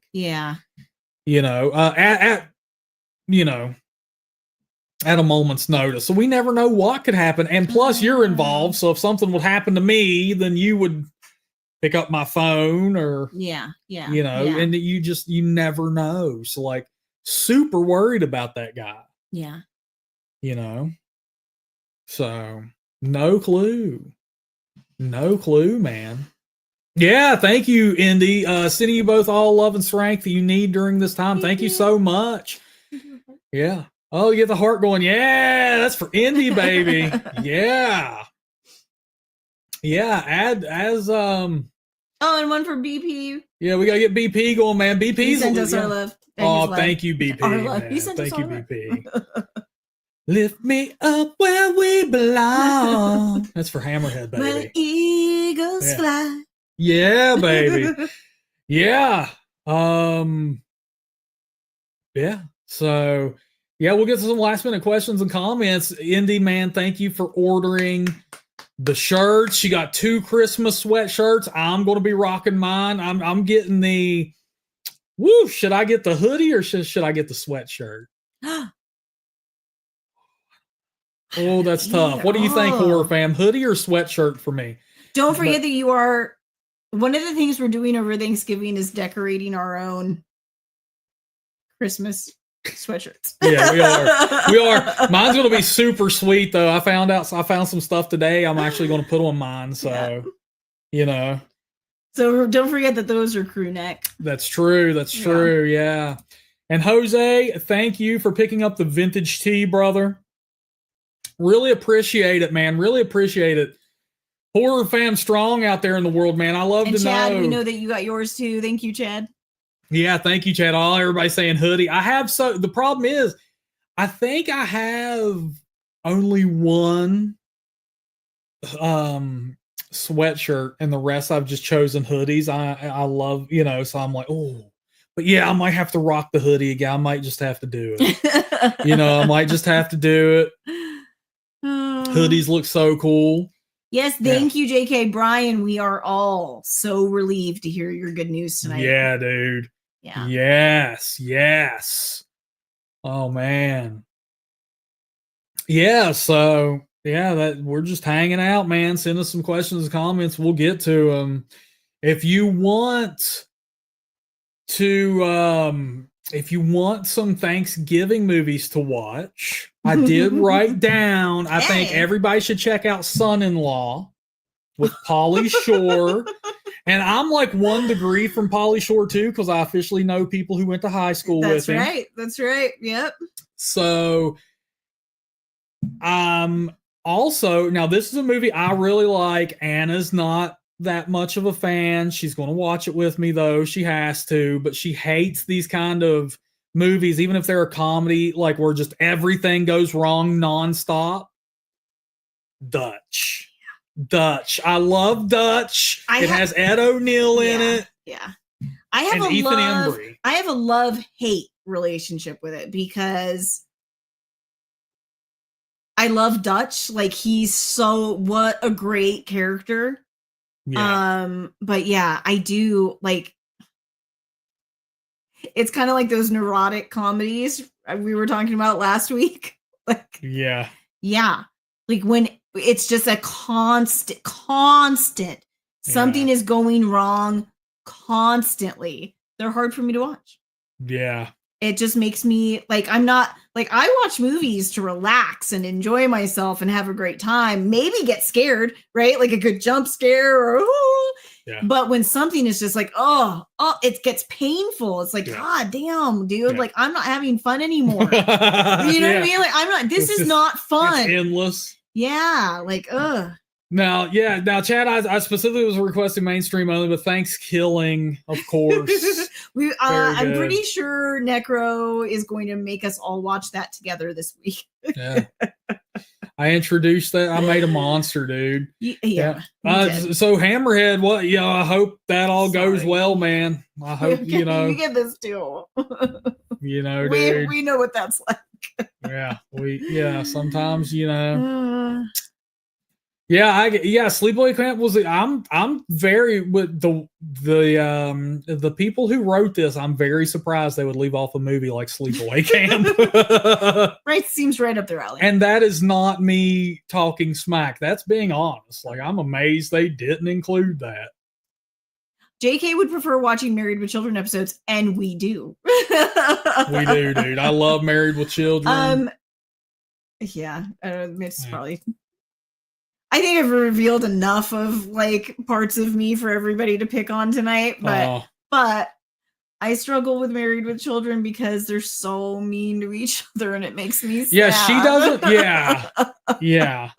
Well, and I know you're not a fan of shows where the dad is hated. Yeah. Or the dad is unintelligent or lesser or looked at as lesser than. Pinhead! Damn! Oh, it's like we summoned you. We were just talking about you. Are you okay? Dude, holy shit. Thank God. Your poor mom. Is she okay now? Pinhead? Pinhead! Since I can't hug you. Pinhead, I'm putting my email up on the screen right now. I want you to email me. I don't even care if it's just like a period. I don't care what it is. Just email me, dude. Dude, we were so worried about you because the last time we saw you, you said you had COVID again. Yeah. So just email me, Pinhead, just because I want your email on file. Just in case. Forever. Because we have been talking about you every stream. Like, where's Pinhead? So please, dude. Pinhead's on dying is you. Yeah. And then I noticed, I was like, yeah, because I was telling everybody, I was like, and I made a members only post for Pinhead. And then I saw you weren't a member anymore. And I'm like, I'm over here in my mind, like, oh my God, something's happened to his bank accounts. He's, Pinhead's dead. Pinhead is dead, is what I was thinking, because you see shit like that, and you're like, and I'm like, oh God, now, I was just trying to think of ways to get a hold of you, and Yeah. I know. So, I immediately thought of like, who do we have ways of getting a hold of all of our besties, right? Like, it's just because it's like, now I'm afraid, right? Like, if J.K. suddenly disappeared, would we be able to get a hold of him? If Brian Perry suddenly disappeared, would we be able to just to make sure you guys are okay? Yeah. So that's it, Pinhead. Yeah, I mean, we're just glad you're okay, brother. I didn't bring, up the membership thing for, blah, blah, blah. I brought it up because I was like, just to make sure you're okay. I was like, oh my God, he's disappeared. That lapsed. My post was to the member. I'm like, what has happened? Like this dude, he's, damn. But yeah, man. Yes, Hammerhead. I saw that. Sam Stokes popped up in the. I saw that dude. But hey, I love Sammy too. So Yeah. I'll get back to him, man. Has been really worried about you. Even if we don't bring you up, he does. Yeah. So touch base with JK. He's been really worried about you. Yeah. Yeah, Indy. I have a members list, but in the YouTube studio. And I just went and checked that, after because I remember like checking it for something and Pinhead's name was gone. I remember I made that post members only, but there is a list of the members, and it is dynamic, like when people cancel and come back and leave and stuff like that. Yeah. But the bummer is it doesn't give us access to your emails. Yeah. Just your YouTube. So if you disappear for some reason, like we have no way of getting a hold of you. Yeah, I need to get back to making the Talk Horror newsletter a thing. Like I really need to do that. And once again, that's not only, I'm not going to bullshit y'all. That's not only for y'all, but that's for me too, because if something were to happen, if YouTube, because the way YouTube is, man, they scare me from time to time, because like I'll post some stuff and they'll, like people are copyright claiming stuff that they don't even own they don't even own. You know what I'm saying? Like YouTube can ban you at any moment for anything and never give you a reason. Yeah. So like having y'all's emails would be good for me too, in case something would ever happen. We'll make it a list of one of the things we need to do in the new year. Yeah. And I want to also get the website back up and running and get, of course we have the Discord. I want to get the website up and running to keep everybody so they, the talkhorror.com could be like the central hub of everything, especially once I start getting the podcast going. Yeah. Because, I want to list the episodes on there and everything, but yeah, we're going to have to make that happen. Because like I said, I mean, hell, YouTube warned me a couple months ago for a live stream that was months old that they wouldn't. They said I was promoting a pyramid scheme or something, and I've literally never done that ever. And they would not show me what they were talking about. They wouldn't show me where I did that within the live stream, and I know for a fact I've never done that. Like, you know what I'm saying? Like, pretty. Indy's willing to help. Yeah, we'll probably do that, Indy. We're gonna hold you to that, Indy. Yeah, we need all the help we can get, man. Jeez.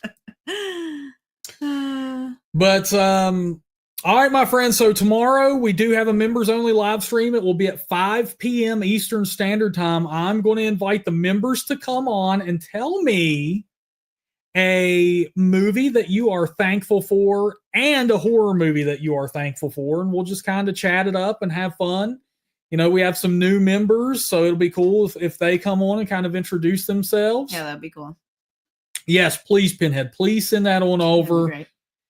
I know, Hammerhead, not many people in the Discord are, on Discord, man, you get people from all over the place, and it's hard to get them to cross. It's funny because it was relatively easy to get you guys over into the Discord because I think we all love each other and want to hang out. And so I think you guys were into wanting to go hang out more in the.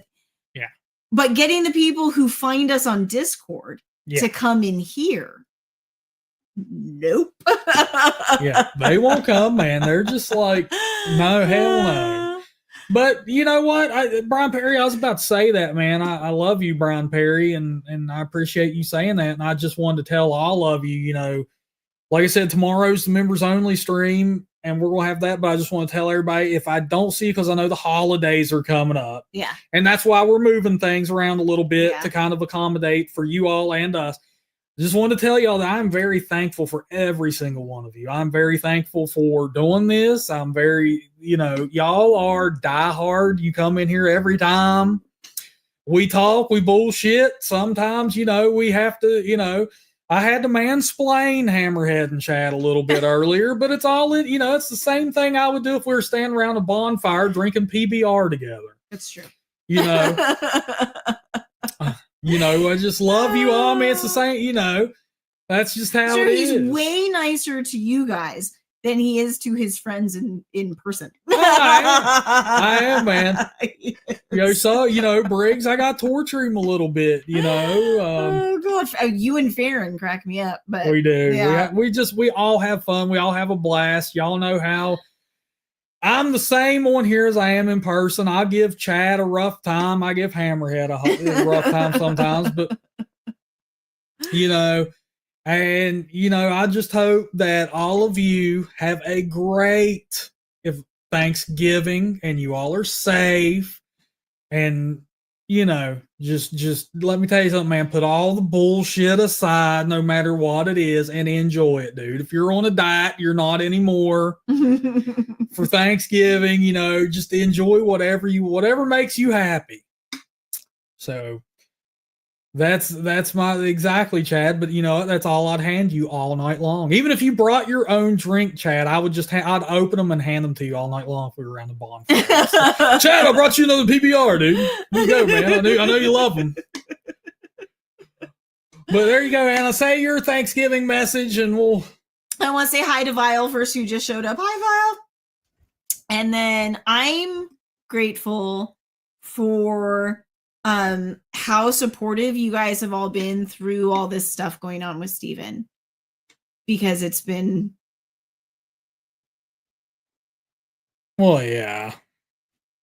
it's been really hard for me to keep my shit together through this whole thing. And you guys keep him positive and keep him happy, and you're always sending your love and your prayers and your good vibes and everything, and it's made it way easier. It's made it way easier to get on here twice a week and talk to you guys and see him getting so much love. That's helped me. Yeah, for sure. So, yeah, that's what we do. Yeah, Anna. I mean, you got I know. Right? But yeah, I mean, that's how it is, like there's sometimes, Anna will be like, like I'll have some crazy shit going on, or, cause like y'all saw earlier, like I've time warped, like I forgot like that yesterday we, cause I had that CAT scan and like we were at I was like, was that yesterday? Yesterday. Like there's just so much, but Anna will ask me like, are you sure that you can live stream? And it's like, man, I need my HorrorFam, dude. Yeah. So. I mean, the hospital visits plus the live streams have equaled some really, really long days, but they're totally worth it. You know what I mean? Yeah. So, yeah, man, the HorrorFam strong all night long, JK. That's right, baby. That's right. Vile, I just want to let you know, brother, you came in late. We announced the new merch design. Link is in the description below. I wanted to send that out one more time for you. It is on discount right now for the next 2 days. So that's oh God, I love that so much. Yeah. So yeah, thank you, Brian Perry, man. Really appreciate all the good vibes and all the prayers. And yeah, couldn't imagine Indy. Yeah, we don't even know where I'm at right now. So yeah, it's still up in the air what's going on with me. So we're gonna figure that out. That's what we're still waiting on. So yeah. We're gonna hop off here though, horror fam. Thank you, JK. Thank you, Brian. Yeah.